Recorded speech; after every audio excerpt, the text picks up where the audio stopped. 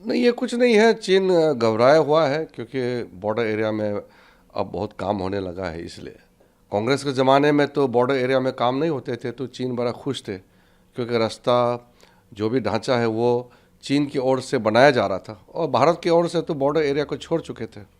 तो मोदी जी ने आकर के ये कांग्रेस का नीति को पलट करके अब सारे बॉर्डर एरिया में रास्ते बन रहे हैं, वहाँ पे बेसिक सुविधा 4G नेटवर्क पहुँच रहे हैं, स्कूल, वहाँ मेडिकल फैसिलिटीज़, गांव में पीने का पानी, बिजली, सब पहुँच रहे हैं।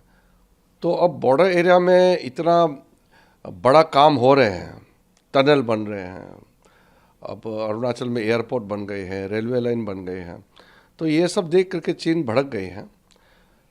तो हम तो चीन को खुश करने के लिए बॉर्डर एरिया को हम लोग अंधेरा में तो नहीं रख सकते हैं।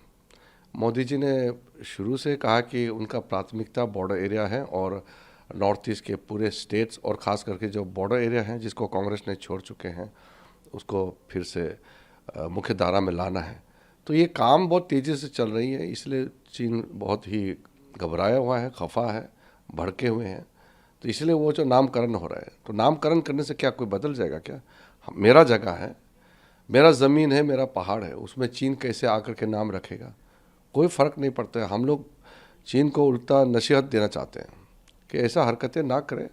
दो बड़े देश हैं और दो बड़े मुल्क आपस में अगर मिल के बैठेंगे तो अच्छा है, और तालमेल में रहे तो ठीक है।